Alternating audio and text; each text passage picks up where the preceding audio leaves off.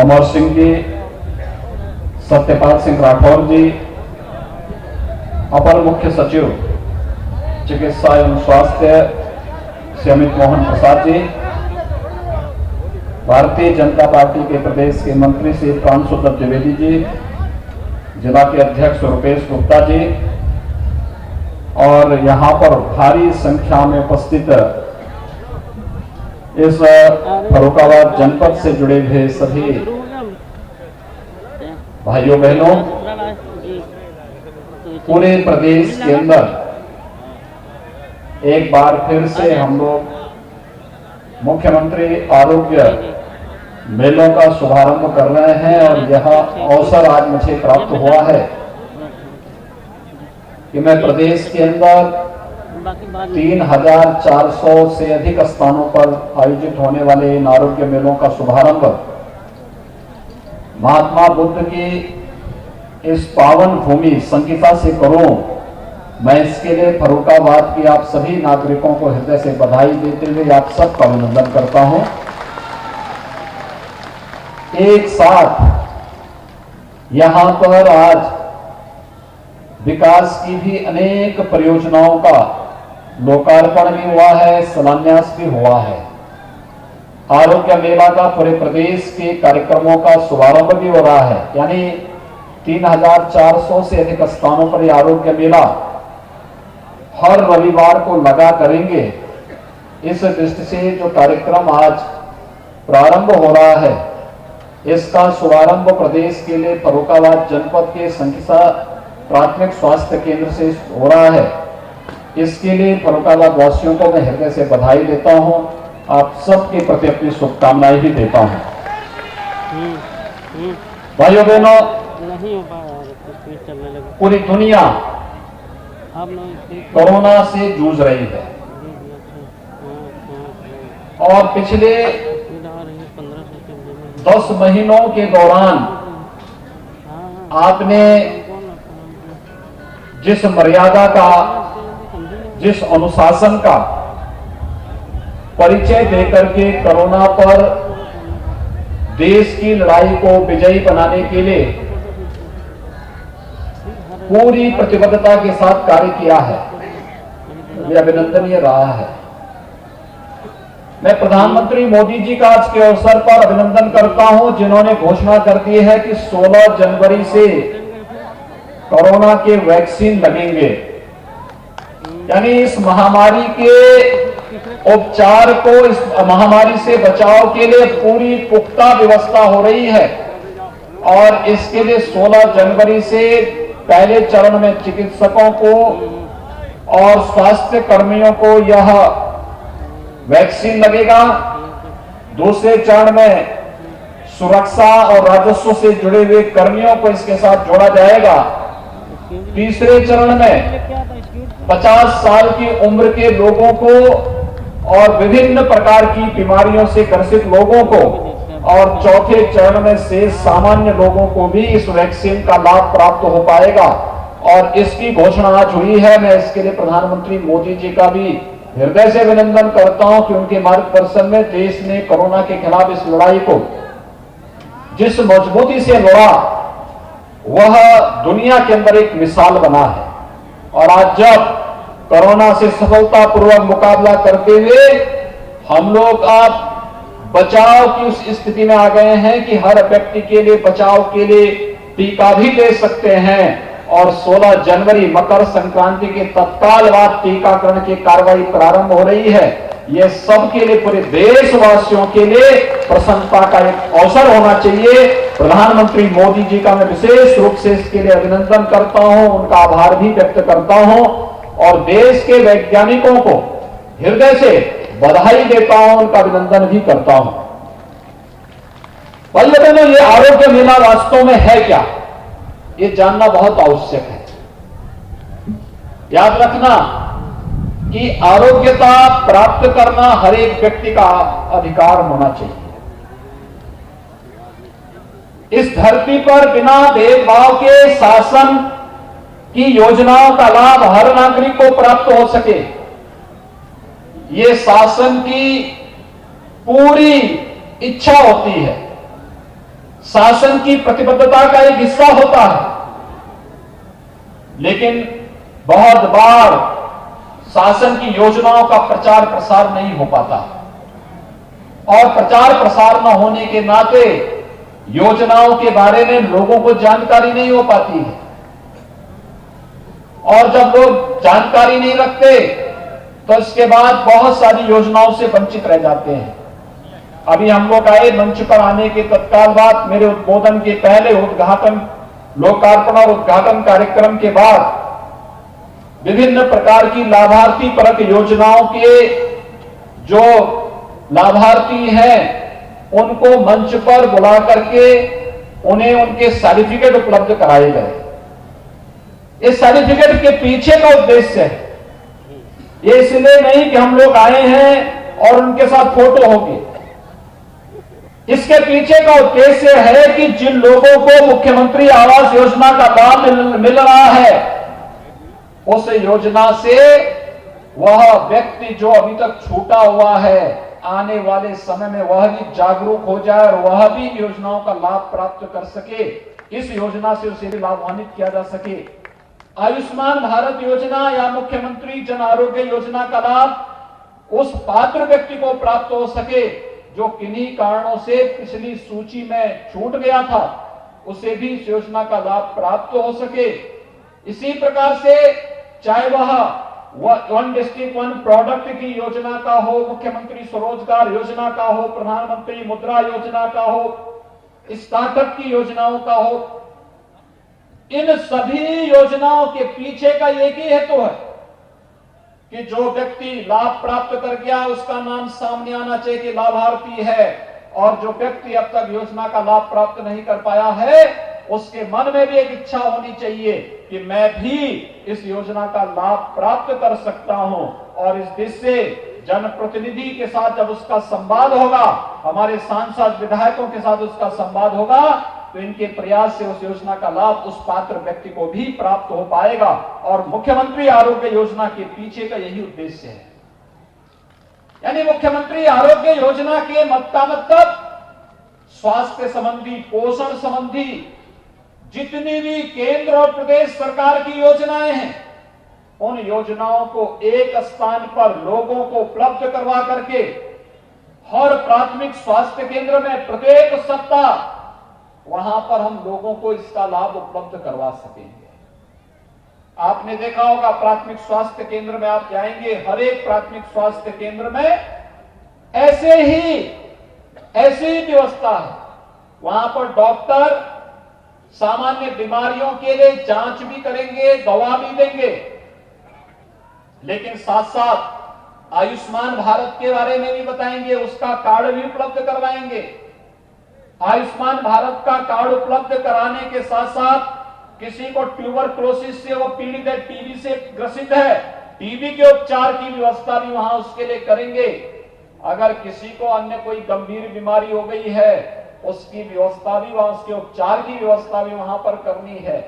और साथ साथ किसी भी अन्य ऐसी बीमारी के बारे में, जिन बीमारी के बारे में उसे यहां पर उपचार नहीं मिल सकता, हायर सेंटर में भेज करके उसके लिए व्यवस्था करनी है, वह भी सुविधा वहां पर उपलब्ध कराने की तैयारी के साथ साथ बच्चों को लगने वाले टीकों के बारे में जानकारी देना और साथ साथ कुपोषण के खिलाफ देश की लड़ाई को मजबूती से आगे बढ़ाने के लिए भी हम इस योजना का लाभ दे सकेंगे। यह एक इसके पीछे का उद्देश्य होता है।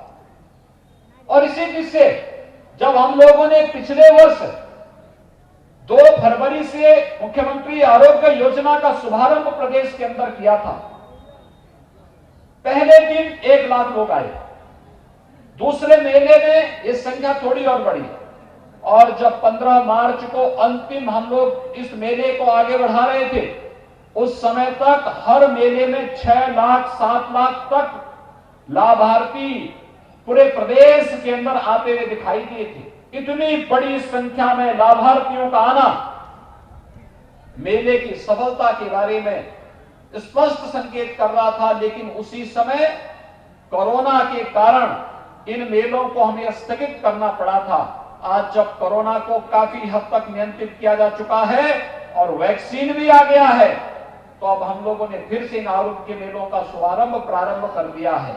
इसके पीछे स्वास्थ्य संबंधी योजनाओं के बारे में आपको जानकारी देना, पोषण संबंधी योजनाओं की जानकारी देना, गर्भवती महिलाओं को और नवजात शिशुओं को लगने वाले टीकों के बारे में जानकारी देना, कन्या सुमंगला योजना हो, मुख्यमंत्री जन आरोग्य योजना हो, प्रधानमंत्री आयुष्मान भारत की योजना हो, इन सभी योजनाओं का लाभ लाभार्थी को एक ही स्थान पर उपलब्ध करवाने के लिए भी हम कार्य योजना बना सकें। इस कार्य योजना के साथ यह स्वास्थ्य संबंधी आरोग्य मेलों को जगह जगह हर रविवार को हर प्राथमिक स्वास्थ्य केंद्र में पूरे प्रदेश के अंदर इन मेलों का आयोजन हो सकेगा।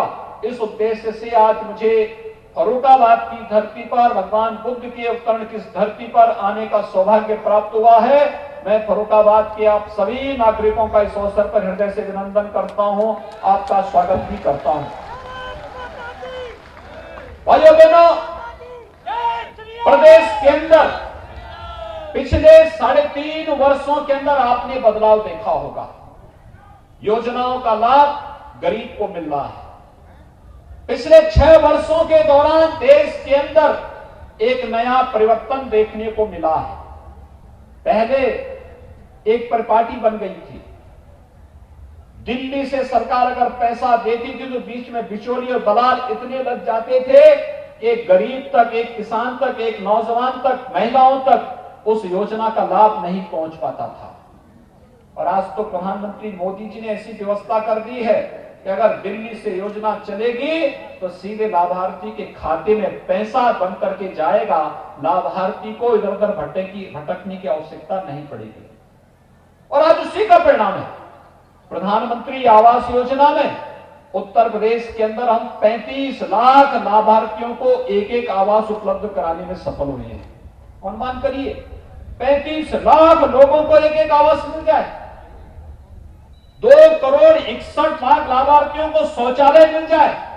मैं भी जब आ रहा था, मैं संकीसा बौद्ध स्तूप की तरफ जब जा रहा था, मैं देख रहा था शौचालय बने हुए लोगों के घर के सामने।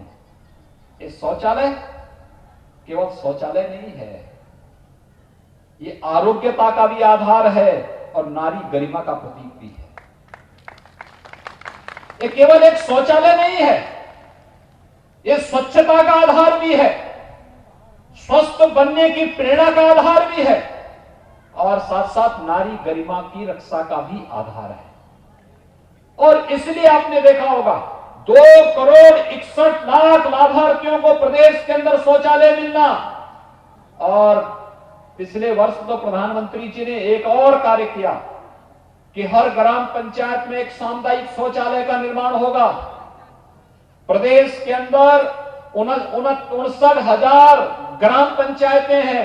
हर ग्राम पंचायत में एक एक सामुदायिक शौचालय का निर्माण कार्य किया जा रहा है और गांव की ही किसी महिला को उसके रख रखाव के साथ जोड़ा जा रहा है। उस महिला को 6,000 रुपए महीने का मानदेय देकर के उसके रख रखाव की जिम्मेदारी दी जा रही है। याद करिए, गांव के लोगों के लिए सफाई का भी एक केंद्र और दूसरा एक महिला को रोजगार भी वहां से प्राप्त हो रहा है। यह कार्य भी प्रधानमंत्री मोदी जी ने देश के अंदर सब देश के नागरिकों के लिए उपलब्ध कराया है। यानी हर एक योजना को हमने प्रधानमंत्री आवास योजना दिया हो, मुख्यमंत्री आवास योजना का लाभ दिया हो, आयुष्मान भारत की योजना का लाभ दिया हो या किसी भी योजना का लाभ, इन योजनाओं में किसी के साथ भेदभाव नहीं किया गया। जो भी लाभार्थी है, पात्र हैं, उसको योजना का लाभ मिलना चाहिए। हम भेदभाव किसी के साथ नहीं करेंगे, लेकिन तुष्टीकरण के नाम पर भी समाज को बंटने नहीं देंगे। यही तो कार्य सरकार का है और सरकार आज मजबूती के साथ इस अभियान के साथ जुड़ी हुई है, मजबूती के साथ जुड़ी हुई है। क्या किसान हो, क्या नौजवान हो, क्या महिलाएं हो, पहले प्रदेश के अंदर नौकरियां निकलती थी, फर्रुखाबाद के लोग देखते रह जाते थे, कुछ लोग उसका लाभ ले लेते थे। लेकिन आज जब नौकरी निकलती है तो उस नौकरी का लाभ फर्रुखाबाद का नौजवान भी लेता है। 4 लाख नौजवानों को सरकारी नौकरी अब तक हम लोग देने में सफल हो रहे हैं प्रदेश के अंदर। यानी पिछले 4.25 वर्ष के दौरान लगभग 4 लाख सरकारी नौकरी, जिसमें 1,37,000 तो केवल पुलिस कर्मियों की भर्ती प्रदेश के अंदर हम लोगों ने कर दी है। 1,10,000 के आसपास शिक्षकों की नियुक्ति प्रदेश के अंदर हुई है। विभिन्न विभागों में नियुक्तियों का क्रम चला है और प्रदेश के अंदर बिना भेदभाव के योजनाओं का लाभ किसानों को प्राप्त प्रदान करने की कार्रवाई, चाहे वह किसानों के फसल ऋण माफी का कार्य रहा हो, चाहे वह प्रदेश के अंदर प्रधानमंत्री फसल बीमा योजना और प्रधानमंत्री किसान सम्मान निधि की योजना का लाभ देने का रहा हो, ये सभी योजनाएं पूरी ईमानदारी के साथ हर एक गरीब को देने का कार्य हुआ है। और आज गरीब, किसान, नौजवान और महिलाएं इन योजनाओं का लाभ लेती हुई दिखाई दे रही है। किसी प्रकार का कोई भेदभाव किसी के साथ नहीं, क्योंकि हमने तो 24 करोड़ प्रदेश की आबादी को एक परिवार माना है। इसमें भेद कैसा? एक परिवार में 4 लोगों का परिवार है, अगर आपस में थोड़ी भी मतभेद होता है या भेदभाव होता है, परिवार बढ़ जाता है। 24 करोड़ लोगों के साथ एक समान व्यवहार, लेकिन प्रदेश के अंदर बांटने वाले लोगों को, अव्यवस्था और अराजकता फैलाने वाले लोगों को, भय और आतंक फैलाने वाले लोगों के लिए प्रदेश के अंदर कोई जगह नहीं होगी। इस संकल्प के साथ सरकार आज कार्य कर रही है। भाइयों बहनों, आज उस प्रयास का परिणाम है यह भी वही प्रदेश है। 2017 के पहले लोग घर के बाहर निकलने में डरते थे, बेटियों को स्कूल भेजने में डरते थे, हर जगह भय और आतंक का माहौल होता था। आज एक सामान्य नागरिक निर्भीक होकर के किसी भी समय घर के बाहर भी जा सकता, बेटी और बहनें भी स्कूल जा सकती हैं, अपने सर्विस में जा सकती हैं, बाजार जा सकती हैं, कहीं कोई दिक्कत नहीं। हां, भय और आतंक किसी के अंदर समाया हुआ है तो जो अपराधी थे, माफिया हैं, गैंगस्टर हैं, जिन्होंने समाज को लूटा है, प्रदेश के धन को बंदर बांट करने का प्रयास किया है, वे लोग आज भयभीत हैं। आज गले में तख्ती लटकाए घूम रहे हैं, प्रदेश के अंदर शरण पाने के लिए फरियाद कर रहे हैं। लेकिन आज प्रदेश के अंदर एक संकल्प के साथ सरकारें चल रही हैं।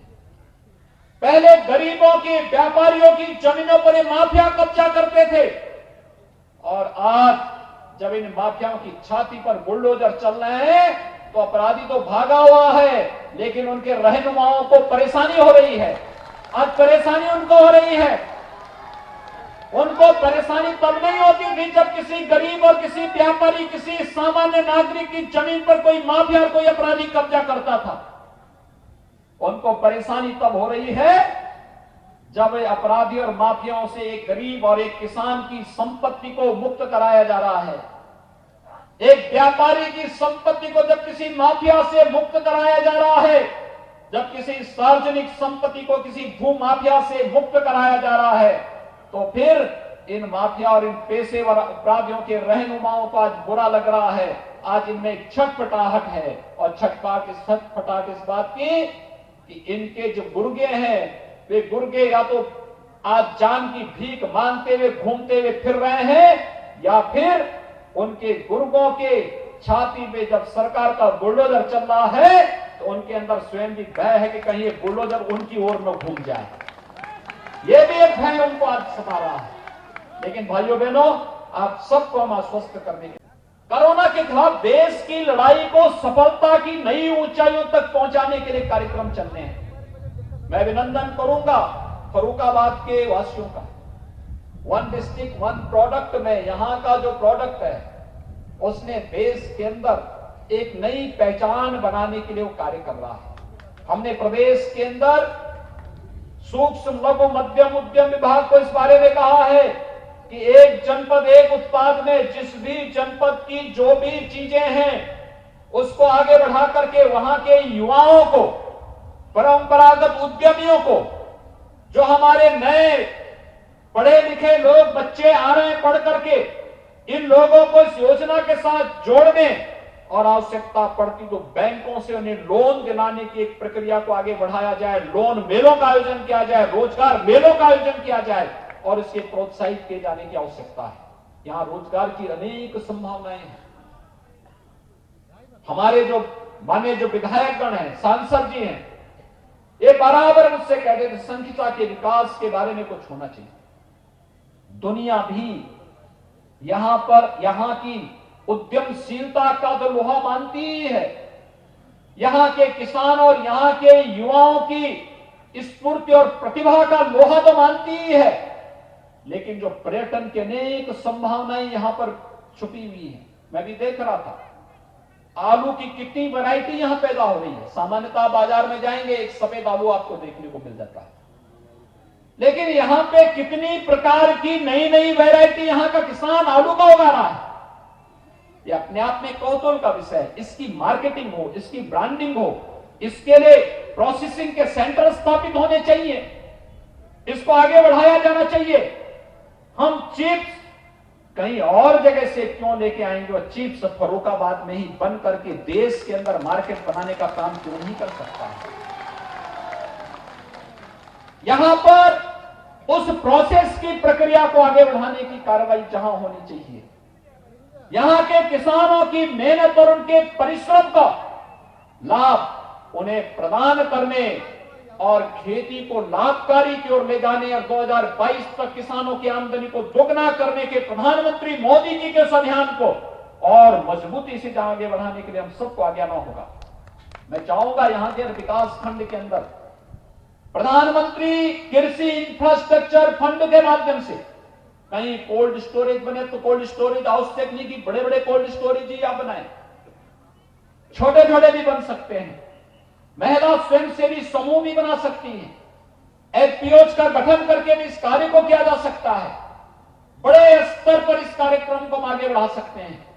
ये कार्यक्रम जिस मजबूती के साथ आगे बढ़ने चाहिए, उन सब के साथ हमारा जुड़ाव होना चाहिए और उसके लिए हर नागरिक को जागरूक होना पड़ेगा। जनप्रतिनिधियों का मार्गदर्शन प्राप्त हो, प्रशासनिक अधिकारी और कृषि विभाग के अधिकारी, सहकारिता विभाग के अधिकारी किसानों के साथ बैठ करके मिल करके उन कार्य योजनाओं को आगे बढ़ाएं। किसानों की आमदनी को 2022 तक दोगुनी से अधिक कैसे किया जा सकता है, इसके लिए कार्य करना तो है ही, लेकिन साथ साथ यह भी सुनिश्चित करना है कि किसान के लिए हम एक मंच उपलब्ध करवाएं आगे बढ़ने के लिए। तो ढेर सारी संभावनाएं मौजूद हैं इस फर्रुखाबाद जनपद में, संभावनाएं मौजूद है। सनातन धर्म से जुड़े हुए तीर्थ स्थल तो हैं ही, लेकिन दुनिया का हर बौद्ध तीर्थ यात्री उत्सुक होता है संकिसा में भगवान बुद्ध की इस पावन तपोस्थली पर आने के लिए। मैंने यहां के प्रशासन से कहा है, जैसे हम लोगों ने कुशीनगर का विकास किया है, जैसे सारनाथ का विकास प्रधानमंत्री मोदी जी के मार्गदर्शन में हो रहा है, जैसे श्रावस्ती का विकास हो रहा है, जैसे कौशाम्बी की विकास की योजना तैयार हुई है, जैसे कपिलवस्तु के विकास की परियोजना तैयार हुई है, ऐसे ही संकिसा के भी पर्यटन विकास की संभावनाओं को एक नई ऊंचाई तक पहुंचाने की आवश्यकता है। बुद्ध हमारे धरोहर हैं और बुद्ध दुनिया के अंदर जब भी मैत्री और करुणा की बात होगी तो भारत के इन लोगों की तरफ दुनिया देखती है, आपकी तरफ दुनिया देखती है। दुनिया आपकी ओर आशा भरी निगाहों से देखती है। जब भी मानवता के सामने अस्तित्व का संकट खड़ा होता है तो दुनिया को बुद्ध नजर आते हैं, और बुद्ध की तरफ जब कोई नजर डालता है तो भाइयों बहनों आपको लोग आशा भरी निगाहों से देखते हैं। पूरी दुनिया से आशा भरी निगाहों से आप सबको देखती है। आपका सौभाग्य है कि बुद्ध की इस पावन धरती पर आप सबको जन्म लेने और कार्य करने का अवसर प्राप्त हुआ है। मैं आज इसी बहाने आया हूं आरोग्य मेला का शुभारंभ करने के साथ साथ संकिसा का भी पर्यटन विकास की संभावनाओं को नई ऊंचाइयों तक पहुंचाने के लिए हम योगदान दे सकेंगे। यह एक संकल्प लेने के लिए आज आपके बीच में आया हूं और बहुत शीघ्र पर्यटन विकास की टीम यहां आएगी। यहां के विधायकों के साथ, सांसदों के साथ सांसद और विधायकों के साथ मिलकर के एक बेहतर कार्य योजना को यहां पर जमीनी धरातल पर उतारने की कार्य योजना को हम यहां पर लागू करेंगे। दुनिया का तीर्थ यात्री यहां आएगा। मैंने तो प्रशासन से कहा योजना बनाइए बौद्ध तीर्थाटन का। गौतम बुद्ध विश्वविद्यालय नोएडा से प्रारंभ हो, संगीसा से प्रारंभ हो, लखनऊ से श्रावस्ती से कपिलवस्तु लुम्बिनी, वहां से कुशीनगर, वहां से सारनाथ, वहां से कौशाम्बी, फिर लखनऊ संगीसा होते हुए गौतम बुद्ध विश्वविद्यालय। एक कार्य योजना इस प्रकार की बननी चाहिए। और अगर उधर से प्रारंभ होता है सारनाथ से, तो सारनाथ से कुशीनगर से लुम्बिनी, कपिलवस्तु होते हुए श्रावस्ती से लखनऊ से फिर संकिसा गौतम बुद्ध विश्वविद्यालय के साथ जोड़िए, फिर इसी रूट पर वापस होते हुए कौशाम्बी होते हुए सारनाथ निकलने की कार्रवाई। दुनिया टूट पड़ेगी, लाखों नौजवानों को रोजगार मिलेगा, पर्यटन की ढेर सारी संभावनाओं के साथ यहां पे होटल और रेस्टोरेंट का एक नया कारोबार उभर करके सामने आ जाएगा। यहां के हजारों नौजवान जो रोजगार के लिए भटकते हैं दुनिया के अंदर, उनको वहां नहीं जाना पड़ेगा। दुनिया रोजगार के लिए फर्रुखाबाद में आएगी, फर्रुखाबाद के अंदर। उन संभावनाओं को टटोलिए। क्यों हमारा युवा रोजी और रोजगार के लिए दूसरी जगह जाएगा? हमारे नौजवान को तो नौकरी और रोजगार यहां पे इन संभावनाओं के बीच में मिलनी चाहिए और इन संभावनाओं को आगे बढ़ाने की आवश्यकता है। मैंने देखा छापा खाने का कितना अच्छा काम यहां पे होता है, कितना अच्छा काम होता है, कितना प्राचीन कार्य होता है। मैं आपके उन पूर्वजों का अभिनंदन करता हूं जिन्होंने छापे खाने का विकास यहां पर किया। उस कालखंड में जब मशीनें नहीं थी, तब कपड़ों के अंदर किस प्रकार की डिजाइनिंग होनी है। आज तो तकनीक आ चुकी है, लोग आगे बढ़ चुके हैं, लेकिन उस समय उन्होंने जो कार्य करके दिखाया, आज की तकनीक उनके सामने फेल है। कितना अभिनंदनीय कार्य उन्होंने किया था। इस धरोहर को बचाने की आवश्यकता है, इसको आगे बढ़ाने की आवश्यकता है, इसको नई तकनीक के साथ जोड़ने की आवश्यकता है। अगर हम इन कार्यक्रमों को आगे बढ़ा सकेंगे, बहुत अच्छा कार्य होगा, बहुत अच्छी दिशा में आगे बढ़ेगा। एक बार फिर से विकास की योजनाओं को आप सबके साथ जोड़ने, आरोग्य मेला का लाभ यहां के लोगों को प्राप्त हो, इसका लाभ आपको देने के साथ पूरी प्रतिबद्धता के साथ इसको दोहराने के लिए आज यहां पर आते हुए मैं आप सबका आह्वान करूंगा। कोरोना के खिलाफ लड़ाई अंतिम चरणों में चल रही है, अंतिम चरण में चल रही है, लेकिन कोरोना के प्रति सावधानी हमें बरतनी पड़ेगी। सार्वजनिक स्थानों पर निकलते हैं, मास्क का इस्तेमाल जरूर करें। वर्ल्ड फ्लू का एक नया वो सामने आ रहा है, उसमें भी सावधानी करते हैं। सावधानी और सतर्कता इन बीमारियों से बचाएगी। सरकार अपने कार्यक्रमों के साथ बचाव के लिए पूरा आपके लिए कार्य करेगी।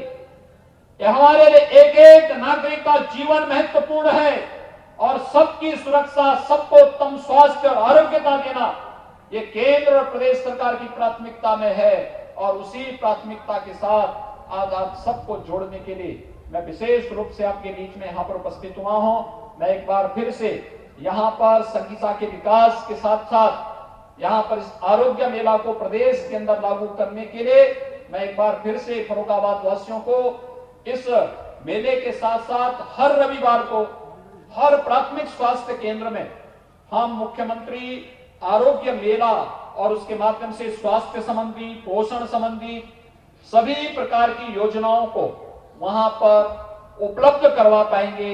इसका लाभ आपको और प्रदेशवासियों को प्राप्त हो पाएगा। इस विश्वास के साथ मैं इस आरोग्य मेला के शुभारंभ के अवसर पर एक बार फिर से पूरे प्रदेशवासियों को हृदय से बधाई देता हूं, अपनी शुभकामनाएं देता हूं। कोरोना वैक्सीन की घोषणा करने के लिए आदरणीय प्रधानमंत्री जी का अभिनंदन करता हूं।